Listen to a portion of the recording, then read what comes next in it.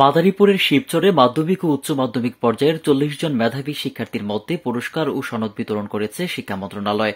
মঙ্গলবার সকালে উপজেলা পরিষদ অডিটোরিয়ামে আয়োজিত এক অনুষ্ঠানে এসব পুরস্কার প্রদান করা হয়। অনুষ্ঠানের আয়োজন করে উপজেলা মাধ্যমিক শিক্ষা অফিস ও জেলা শিক্ষা office. Performance based grades for secondary institution PBGSI scheme ও এসডিপি প্রকল্পের আওতায় মাধ্যমিক ও উচ্চ মাধ্যমিক অধিদপ্তরের তত্ত্বাবধানে এই সম্মাননা দেওয়া হয়। অনুষ্ঠানে প্রধান অতিথি হিসেবে উপস্থিত ছিলেন শিবচর উপজেলা নির্বাহী কর্মকর্তা পারভিন খানম। সভাপতিত্ব করেন জেলা শিক্ষা অফিসার মোহাম্মদ ফরিদুল ইসলাম এবং সঞ্চালনায় ছিলেন উপজেলা একাডেমিক সুপারভাইজার সাইদুর রহমান। এছাড়াও অনুষ্ঠানে উপস্থিত ছিলেন রাজৈর উপজেলা মাধ্যমিক শিক্ষা অফিসার মোহাম্মদ ফজলুল হক এবং কালকিনি উপজেলা মাধ্যমিক শিক্ষা অফিসার মোহাম্মদ আশরাফুজ্জামান। 2022 ও 23 সালে এসএসসি ও এইচএসসি পরীক্ষায় মেধাবী ফলাফল অর্জনকারী শিক্ষার্থীদের মধ্যে মাধ্যমিক পর্যায়ের শিক্ষার্থীরা 10,000 টাকা এবং উচ্চ মাধ্যমিক পর্যায়ের শিক্ষার্থীরা 25,000 টাকা করে পুরস্কার হিসেবে পেয়েছে। অনুষ্ঠানে বক্তারা বলেন, এমন উদ্যোগ শিক্ষার্থীদের মধ্যে উৎসাহিত করবে এবং ভবিষ্যতে আরও ভালো ফলাফলের দিকে এগিয়ে নিতে সাহায্য করবে। পাশাপাশি তারা দেশের গর্ব হয়ে উঠবে বলেও আশাবাদ ব্যক্ত করেন অতিথিরা। এখানে যারা উপস্থিত আছে, আমাদের গার্ডিয়ানরা আছেন, অভিভাবকরা আছে, শিক্ষার্থীরা আছে।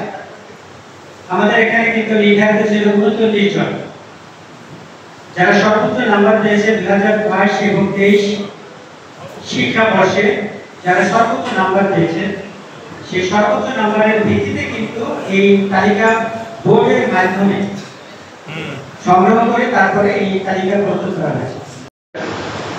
স্কলারশিপ প্রোগ্রাম, এরপরে মাস্টার্সে গভর্নমেন্ট স্কলারশিপ পেতো, মাস্টার্স বাইরে থেকে মাস্টার্স করতো, গভর্নমেন্ট স্কলারশিপ পেয়েছি। কিন্তু আমাদের কোনো স্বীকৃতি ছিল এই মেধার সাথে যদি টেকনোলজি যোগ হতো তাহলে তার দেশ এবং দেশের বাইরে আমাদের বাংলাদেশের ভাবমূর্তিকে উজ্জ্বল করতে পারত।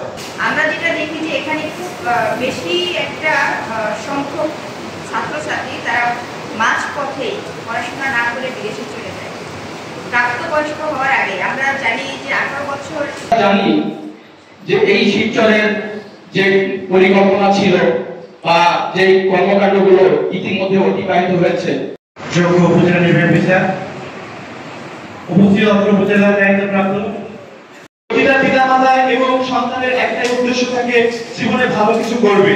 এই নবাগত শিশুদের এই ভবিষ্যৎকে আরো এই ভবিষ্যতে যারা হচ্ছে আর্থিক এবং বিভিন্ন সমস্যার কারণে। শিবচর থেকে রিয়াজ রহমানের রিপোর্ট, আমার বার্তা ডিজিটাল।